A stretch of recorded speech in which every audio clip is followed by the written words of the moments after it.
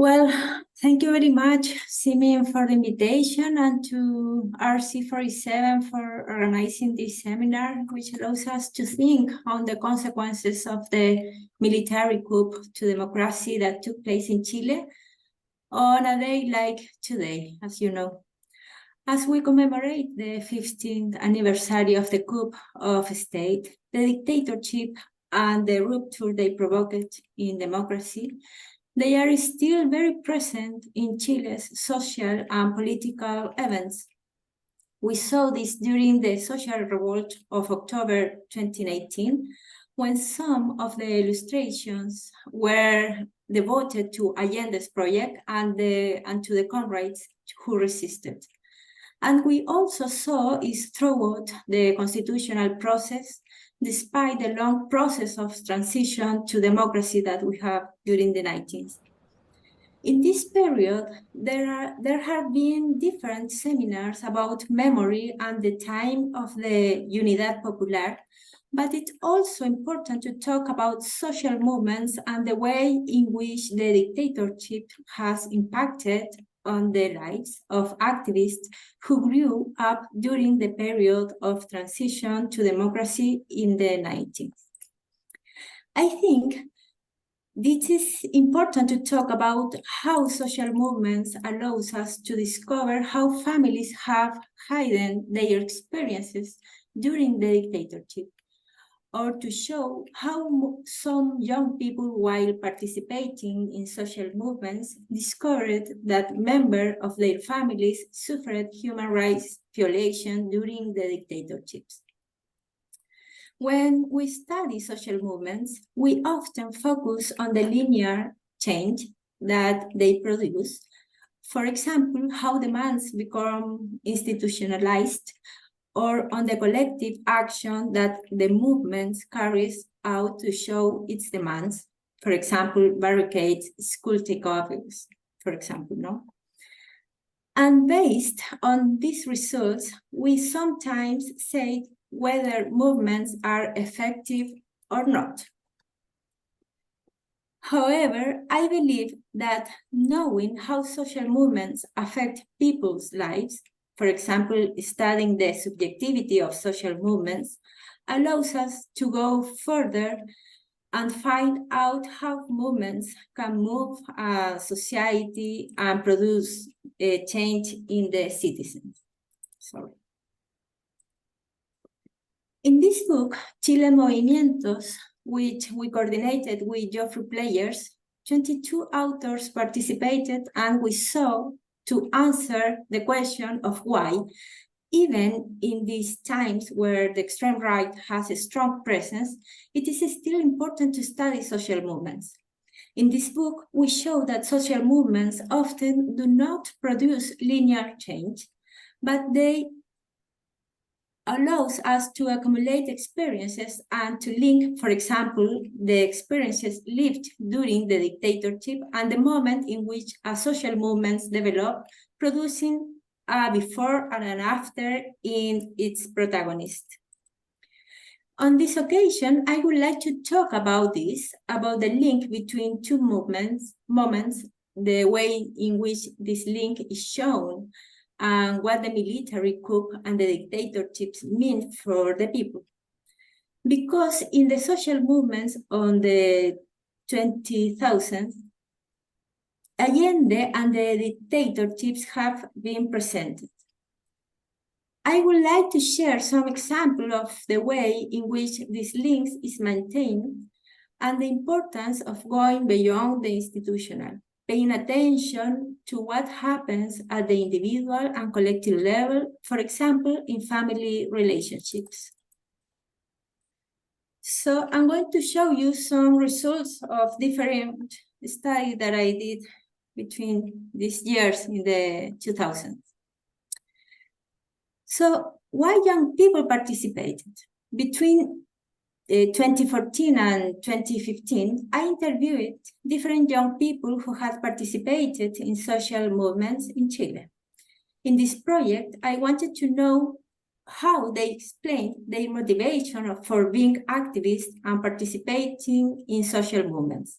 In a brief summary, most of the answers were related to the experiences of seeing and participating in the student movements of 2006 and 2011, the consequences of the dictatorship and the defense of fundamental rights that are basic rights of human life. For example, the right to freedom or the human rights. But also in the 2050, I interviewed a young man who participated in the stance movement between 2006 and 2014. He grew up with his grandparents, and they never told him that some of his family members had been militants in the left-wing party during the dictatorship. This young man thought he was the only one in his family involved in activist politics. However, when his grandparents found out that he was involved in the student movement and that he went to protest, his grandparents insisted that he should not do so. That is very dangerous for him. One day, in a conversation in his home, his grandfather tells him why they don't want him to continue participating in the protest. The young man I interviewed tells me, I started to realize that my family had actually had a political people. They think is that after the coup and during the 19th, that was suspended and sterilized. And also my grandparents did not raise me with that political background, always as a very neutral, perhaps as a measure of protection. In this case, as in others, we see how certain experiences in people's lives are omitted, but which later appear in discussion at home about the participation of children and grandchildren in the social movements on the 2000s. Once young people know about this experience, they want to know more, and they also advocate more strongly to go out on the streets and demand what they consider to be fair, to demand social justice. Another example. In October 2019, hundreds of thousands of people, as you know, took to the streets with different social demands. They demanded dignity, a dignified life, without abuse. A young woman who was part of the front line during the social revolt in an interview tells me, there was a change in my head because I grew up with my dad. He was a sailor, and he had another idea of the dictatorship. So I knew what it was and everything. I knew about the death, but I never took it on board, nor did I feel empathy for it. But afterwards, when everything started, I changed my mentality so much that that's why I'm going out too. I feel I have to pay back the guilt I feel for not having empathy for other people. Going out to demonstrate in the street brought her problems with her father. She felt that she was not understood. She became aware of how people had been tortured and killed during the dictatorship and the pain that families carry. She became aware of these other realities while listening to the songs that other protesters or activists played in the street. What motivated her to go out was to prevent her children and other young people from having to go through something like this. And the last example. During this month, as you know, there are a lot of activities about the dictatorships and the commemorate of 50 years for all over the world. Different conferences and demonstrations are dealing with historical memory with popular unity.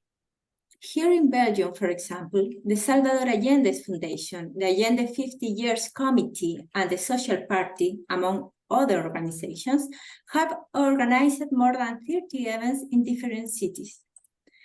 Exiled Chileans, the generation of children of exiles and young Chilean immigrants, seek to build a memory, spread their experiences, and open spaces for reflection and dialogue so that the horrors of those times will never be repeated, and so that people's human rights will never again be violated because of their political belief.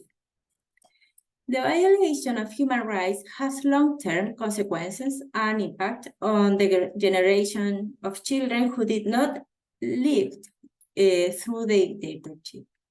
In a project we are developing with exiled women who arrived in Belgium, we have heard at different times a question asked by children to their parents. Why didn't you tell me? Is the question. Children want to know details about what their parents went through, and this knowledge generates discussions in their homes. Parents seek to protect their children from these stories that were real.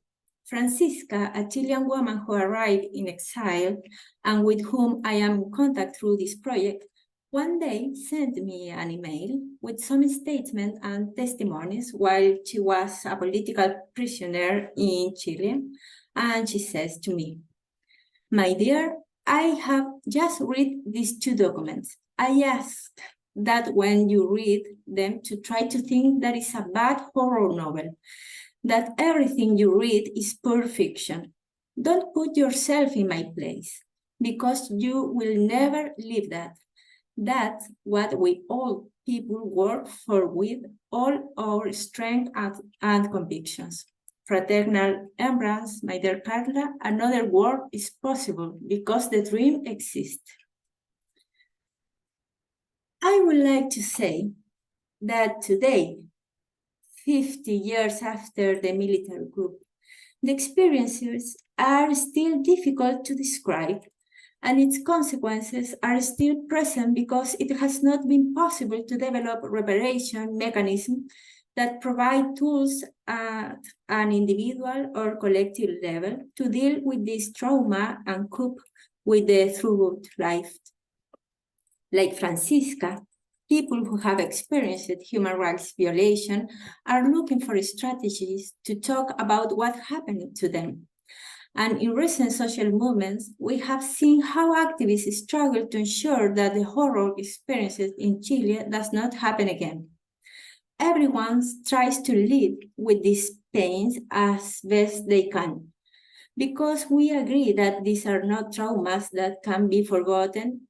That is why it is important to make reparations, to support and to be open to know how the consequences of the dictatorships are lived today.